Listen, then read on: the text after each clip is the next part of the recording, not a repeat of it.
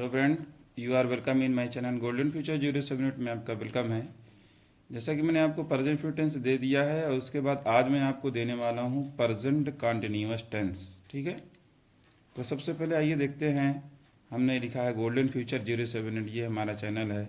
इसको आप सब्सक्राइब करें, लाइक कमेंट करें। और उसके बाद मैं आपको आज जो टेंस देने जा रहा हूँ प्रेजेंट कंटिन्यूअस टेंस, इसकी पहचान ये होती है कि इस प्रकार के वाक्यों के क्रिया के अंत में रहा है, रही है, रहे हैं, रहा हूँ आदि शब्द आते हैं, तो प्रेजेंट कंटिन्यूअस की पहचान होती है। ठीक, तो आइए बात करते हैं कि अफर्मेटिव सेंटेंस का इसका ट्रांसलेट करने का रूल क्या होता है। अफर्मेटिव सेंटेंस का इसका ट्रांसलेट करने का रूल क्या होता है। ठीक है, इसका अफर्मेटिव सेंटेंस का रूल ये होता है कि singular number he see it, singular number he see it के साथ, singular number he see it के साथ इज लगाते हैं। प्लूरल नंबर यू भी दे के साथ, दे के साथ आर लगाते हैं और आई के साथ जो है एम लगाते हैं। ठीक, और वर्ब में आईएनजी लगाते हैं। एग्जाम्पल मैंने दिया है आपको। एग्जाम्पल ये है कि वह पढ़ रहा है। एग्जाम्पल है आपका कि वह पढ़ रहा है। ठीक, तो आप देख रहे होंगे यहाँ पर ये लिखा हुआ वह पढ़ रहा है, तो वह हमारा सिंगुलर नंबर होता है, तो हमने सबसे पहले सब्जेक्ट ही लिख दिया और सिंगुलर नंबर है इसलिए हमने यहाँ पे इज लगा दिया। ठीक, फिर पढ़ने की इंग्लिश होती है रीड, तो रीड में हमने आईएनजी जोड़ दिया, तो क्या हो गया ये रीडिंग। तो ही इज रीडिंग, वह पढ़ रहा है। ठीक, और उसके बाद हमारा दूसरा ट्रांसलेट ये है कि तुम क्रिकेट खेल रहे हो, तो तुम की अंग्रेजी यू होगी और यू के साथ हम क्या लगाएंगे, आर लगाएंगे, क्योंकि यू जो होता है प्लूरल में आता है और इसलिए यहाँ पे क्या लगेगा, आर लगेगा। और खेलने की इंग्लिश होती है प्लेइंग, खेलने की इंग्लिश क्या होती है प्ले, प्ले में आईएनजी जोड़ दिए, प्लेइंग हो गया। क्या खेल रहे हो, क्रिकेट, तो the cricket, you are playing the cricket. ठीक, फिर उसके बाद में हमारा तीसरा ट्रांसलेशन ये है कि मैं स्कूल जा रहा हूँ, यही है ना, मैं स्कूल जा रहा हूँ, तो मैं की इंग्लिश हमने यहाँ आई लिख दिया। और यहाँ पर यह देखना है कि सिंगुलर और प्लूरल नंबर, सिंगुलर के साथ तो इस, प्लूरल के साथ आर लगता है, लेकिन जो आई होगा आई के साथ ओनली एम लगेगा, आई के साथ ओनली एम लगता है। तो I am going to school, मैं स्कूल जा रहा हूँ, I am going to school. ठीक,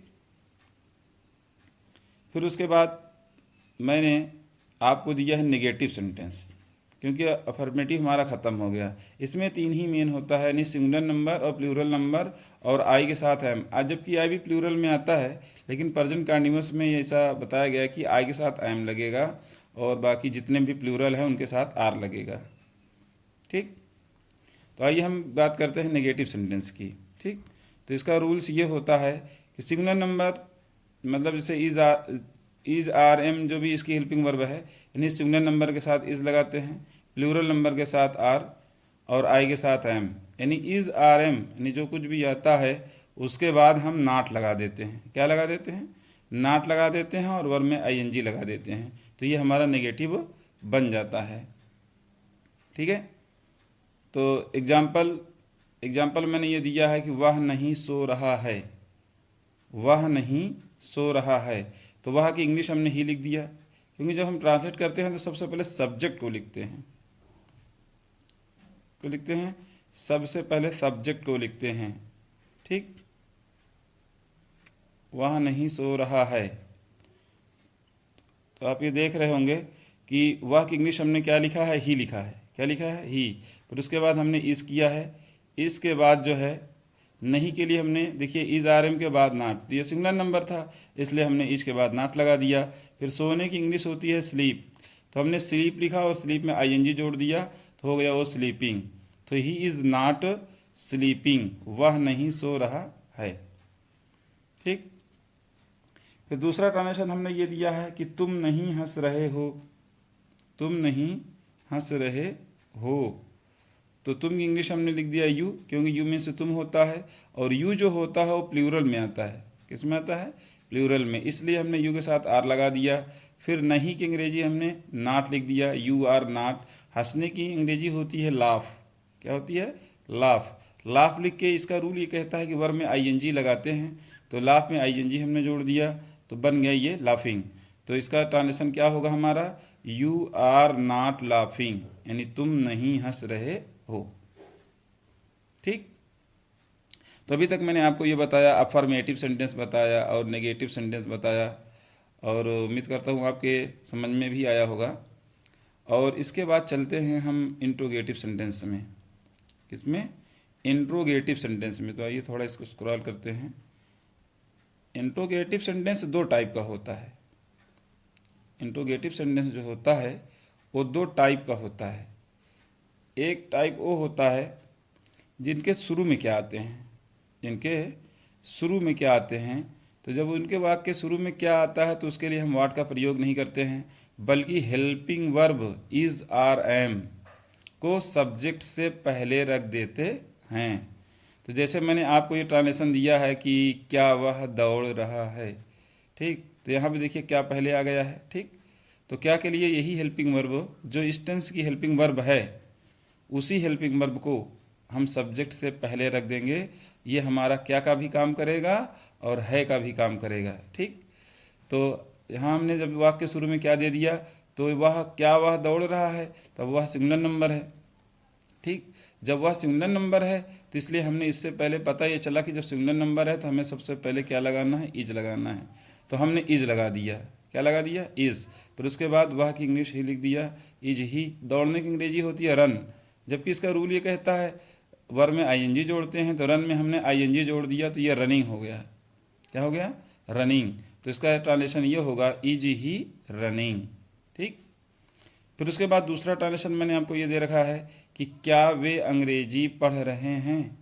अब ये प्लूरल नंबर है वे, इसलिए हमने दे से पहले आर लगा दिया, तो आर दे। क्या कर दिया मैंने? आर दे, क्या वे। ठीक, और पढ़ने की अंग्रेजी रीड होती है। ठीक है, तो रीड में हमने आईएनजी जोड़ दिया, रीडिंग हो गया। फिर उसके बाद क्या पढ़ रहे हैं वे? अंग्रेजी पढ़ रहे हैं। ठीक, तो अंग्रेजी के लिए हमने यहाँ पे इंग्लिश लिख दिया, आर दे रीडिंग इंग्लिश, और अंत में क्वेश्चन मार्क भी लगा दिया, इसलिए कि इंट्रोगेटिव सेंटेंस है, यानी क्वेश्चन मार्क का लगाना बहुत ज़रूरी है। अगर आप क्वेश्चन मार्क नहीं लगाते हैं तो इंट्रोगेटिव थोड़ा अधूरा सा रहता है, और इसका बहुत महत्व है क्वेश्चन मार्क लगाने का। ठीक, तो आइए फिर मैं अब बात करता हूँ वो सेकेंड टाइप इंट्रोगेटिव जिनके बीच में क्या कब क्यों आते हैं। ठीक, जो भी क्वेश्चन WH टाइप जो होते हैं, क्या कब क्यों आते हैं, तो उसकी बात करते हैं। तो पहला ट्रांसलेशन मैंने आपको यहाँ पे दिया है कि लड़के कहाँ खेल रहे हैं। लड़के कहाँ खेल रहे हैं, तो यहाँ पे देखिए बीच में मैंने कहाँ लिख दिया ना, तो अब ये क्वेश्चन वर्ड है हमारा। कहाँ जो है क्वेश्चन वर्ड है, तो इसमें सबसे पहले हमको कहाँ की अंग्रेजी लिखनी पड़ेगी। कहाँ की अंग्रेजी लिखना होगा, तो कहाँ की इंग्लिश होती है वेयर, तो हमने यहाँ पे वेयर लिख दिया। फिर वेयर के बाद अब यहाँ पे लड़के हैं, प्लूरल नंबर है, तो वेयर के बाद हमने आर लगा दिया, क्योंकि हमारा सब्जेक्ट प्लूरल था, सब्जेक्ट प्लूरल था, इसलिए हमने वेयर लगा दिया। फिर वेयर के बाद फिर हमने आर लगा दिया। फिर लड़के की अंग्रेजी हमने लिखा, लड़के की अंग्रेजी होती है बॉयज़। ठीक है, क्या होती है? बॉयज़। फिर खेलने की अंग्रेजी हमने यहाँ पे प्लेइंग लिख दिया, खेलने की अंग्रेजी playing, where are boys playing, और लास्ट में यह क्वेश्चन मार्क लगा दिया। यहाँ पर लास्ट में क्वेश्चन मार्क लगा दिया कि लड़के कहाँ खेल रहे हैं। ठीक, फिर दूसरा ट्रांसलेशन मैंने आपको दे रखा है कि तुम क्या पढ़ा रहे हो। देखिए पढ़ रहा हो पढ़ा रहे में फ़र्क है, तो इसको ध्यान से देखना है कि तुम क्या पढ़ा रहे हो। तो हमने यहाँ पे ये लिखा, तो सबसे पहले बीच में हम देखते हैं कि क्या आया हुआ है, ये क्या, तो अब इस क्या की अंग्रेजी लगाना पड़ेगा। अगर यही क्या शुरू में आता है तो नहीं लगाते हैं, लेकिन जब बीच में आता है तो उसकी अंग्रेजी लगाना पड़ता है। ठीक है, जैसे तुम क्या पढ़ा रहे हो, तो क्या की अंग्रेजी हमने लिख दिया वाट। फिर उसके बाद तुम क्या है, ये प्लूरल नंबर है, प्लूरल नंबर है, इसलिए वाट के बाद हमने आर लगा दिया। फिर तुम की अंग्रेजी हमने यू लिख दिया। फिर पढ़ाने की अंग्रेजी होती है टीच, तो टीच में हमने आईएनजी जोड़ दिया, और लास्ट में जो है ये क्वेश्चन मार्क लगा दिया, लास्ट में हमने ये क्वेश्चन मार्क लगा दिया, तो ये हो गया व्हाट आर यू टीचिंग। ठीक है, तो ये रहा आपका प्रेजेंट कंटिन्यूअस टेंस। इसको आप लर्न करें और ज़्यादा से ज़्यादा लाइक सब्सक्राइब कमेंट शेयर जो भी हो सके आप करें। और मिलता हूँ मैं आपको नेक्स्ट वीडियो में प्रेजेंट परफेक्ट टेंस में। ठीक है, इसी के साथ मैं कहना चाहूँगा थैंक्स। ओके।